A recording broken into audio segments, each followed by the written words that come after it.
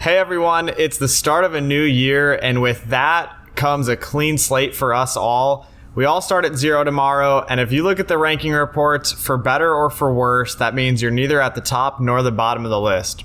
So how will you change in 2022? Most agents right now are taking a breather. They're not working. They're in a slump. How are you going to hit the ground running and get a leg up on the competition in the new year? How are you going to be more happy, more fulfilled, and ultimately more successful this year than you were last year? And so in this video, I'm going to break down 4 ways that we help our agents on our team ensure that their goals are set correctly and their business plan is right for them.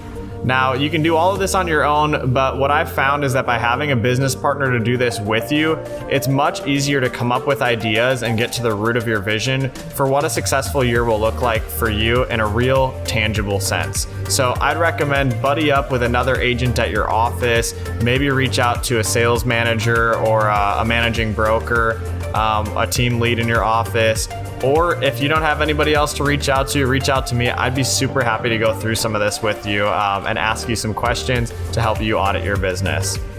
So first off, twice a year here at Livian, we do goal planning summits with our team. And in these events, we do a lot of activities, but the most important part is that we do a total audit of our business over the past 6 or 12 months, depending what time in the year we're doing it. And we basically do a diagnostics check on our activities, our results, and then we grade ourselves on how we did. And I'm going to post a link to that audit form here that we use here in Indianapolis so that you can audit your business. And this is probably the most time-consuming aspect of creating your new business plan, but it is really important. And it might be eye-opening for you that a lot of this data is hard to get. It might not be something you're tracking. And for a lot of agents that are new to our team, we find that it is often pretty eye-opening in itself that they're not tracking these metrics, but they should be. So if you aren't tracking your progress, ultimately, how do you know where to adjust? So the first thing would be fully auditing your business over the last 12 months, or if you're new to the business, you won't really be able to do this. Next, we look at really holistic goals for the next year. And at Livian, once we have our annual goals, we're able to use many of the KW tools to back into those annual goals and establish monthly, weekly, and daily activities that'll track up to that annual goal. So I'm going to share with you an example of what this could look like and a pretty typical one that I see with most newer agents. So you have an agent that might have a goal to go on 2 vacations with their family this year, to buy an investment property that'll generate $300 a month in passive income, to save up 6 months of living expenses and reserves in a savings account, to pay off $10,000 in credit card and student loan debt, to buy a new car for $15,000 and pay cash for that, to make it to all of their kids' soccer games throughout the year, to be home when the kids get off the bus at least 2 times a week, to work out daily, to have family dinners 3 times a week, and to have date nights 2 times a month. And from there, we can look at how to business plan to achieve these goals. And what I like to do is figure out a budget to start with. Essentially, I've found that creating an income goal without knowing where the money will go is pretty pointless. You're not going to work toward it because ultimately, what does it matter if you don't know where you're going to spend the money? So when we go down a budget, we spend the money, and that typically, and for this person, could look something like having a $12,000 a year mortgage payment, about $1,000 a month. About $4,800 a year in utilities, $400 a month, $1,200 a year for internet and phone, that's about $100 a month, $4,800 a year or $400 a month in groceries, $2,400 a year or $200 a month in dining for those date nights, $6,000 a year in gas and car maintenance, about $500 a month, $10,000 a year in vacations. Again, they wanted to go on 2 of them, so that tracks to about $5,000 per vacation. $2,400 a year for entertainment, especially if you have kids, it's easy to go through that. $10,000 to pay off that credit card and student loan debt, $15,000 for the new car, $30,000 for their investment properties down payment, $15,000 for roughly 6 months worth of reserves, which ultimately tracks up to $113,600 total. Now, if they're terrible at tax planning, they'll probably pay an effective rate of about 25%. Hopefully they're not paying that much, but even if they were, that would track up to about $142,000 before taxes. So $142,000 in net income. And it's important to know that net income and gross income, totally different. So while maybe you're making a larger gross income, if you track all of your expenses back, this is the number you want to put into your pocket after you pay for your CRM, your admin salary, anything like that. And once we have that income goal that we need to achieve, we're then going to need to audit the non-income related goals and plan our business around them. Essentially, how can we get to this number while not sacrificing on any of the items that are important to us this year? And so from there, we ultimately are going to create our lead generation plan and our calendar. Because what I've found is if it isn't on the calendar, it doesn't exist and you're not going to remain consistent with it. So now following the calendar, that's a whole different story.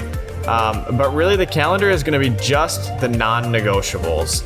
And so when we back into how to hit this goal for an agent, first we're going to need to look at their average sales price or their average commission and figure out how many transactions it would take to get there and what activities they're going to have to do to support that goal.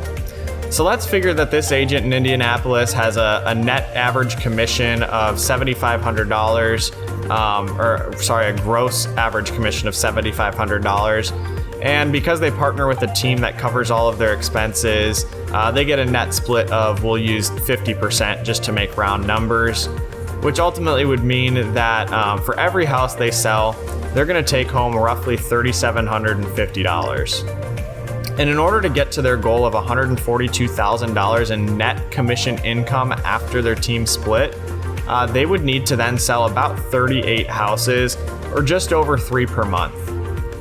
And because spending evenings with their family is important to them, they decided ultimately that being more listing focused made more sense. A lot of buyers want to see homes in the evening, and so while they will work with some buyers, ultimately in order to be home for those family dinners 3 times a month and home in time to get their kids off the bus 2 times a month, they're going to need to work with mostly listings. So their goal is going to be to do about 2 listings per month and 1 buyer side transaction.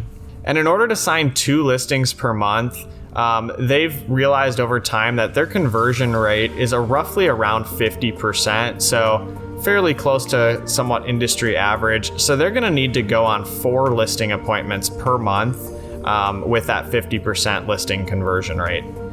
And in order to get to those 4 listing appointments per month, they're going to need to choose what sources of listings they're ultimately going to target. So this example agent chose that they wanted to target FSBOs and expired listings. And so through calling these folks, they arrived at needing to talk to around 40 people per month to set 4 listing appointments. And so only around 25% of people would answer the phone when they call. So in order to have 40 conversations, they'd ultimately need to dial the phone roughly 160 times per month to set those appointments, which leads them to needing to dial the phone about 40 times per week. So they decided to block about 1 hour per day to do this, knowing full well that 1 hour per day should be plenty of time ultimately for them to dial the phone roughly 8 times per day and have a couple of conversations. Next, they knew that the magic was going to ultimately be in the follow-up with these lead sources. So they knew that they needed to follow up with every lead in their database twice per week.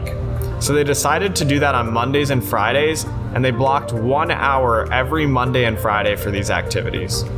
And then next, they needed to plan for their buyer side lead generation. So luckily, their team supports them with sign calls on their 2 listings that they're signing per month, so that they're able to generate roughly around 1 listing per quarter or 1 buyer per quarter from their listings from just taking those inbound calls and setting buyer consultations with those that call in. Next, they know that there are buyers and sellers in their sphere of influence. And they know that the national average is that if you stay in great touch and deliver value to those that know, like, and trust you, it's going to ultimately lead to about 1.5 to 2 transactions for every 10 people.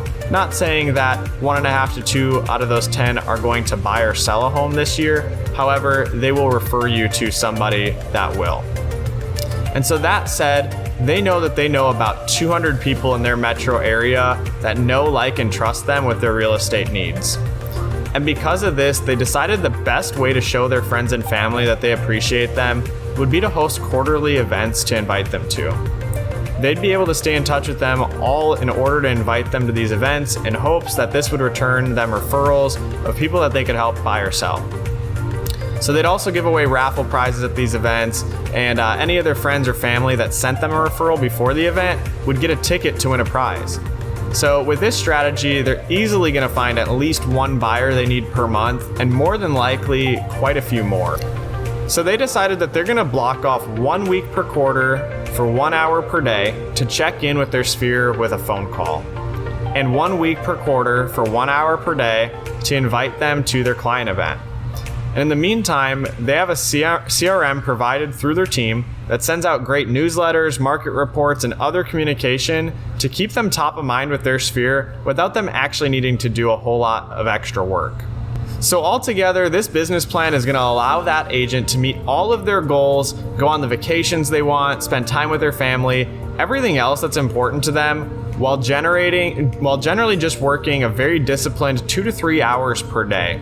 And because the agent has partnered with a team that supports them with transaction management, admin support, automation, technology, client events, all of that fun stuff, marketing, they ultimately don't really have to do any of the additional busy work that most agents are doing.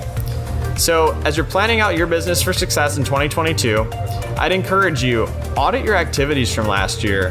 What's important to you and truly important to you this year, and whether your business partnerships actually align with your goals. If this scenario sounds appealing, of making in that ballpark of 100 to 150,000 per year, while working generally a disciplined 2 to 3 hours per day workday, and having the freedom, flexibility, and support to live a life by design, I would encourage you to look into how you could partner with a great team or brokerage like Livian locally here in Indianapolis that offers this level of support, this level of peer-to-peer accountability, training, coaching, all of those things that are going to help you to achieve this in real estate. And so lastly, if you're interested in learning more about what a Livian partnership could look like for you in your business and helping you achieve your goals through leverage, systems, peer-to-peer accountability, training, coaching, all of that stuff and more, I'd be super happy to talk with you, give you a very unbiased opinion of what that could look like, and give you the good, the bad, the ugly, and introduce you to some of the folks over at Livian that you would be working with. I hope that you crush it in 2022, you hit all of your goals. I look forward to talking with you soon.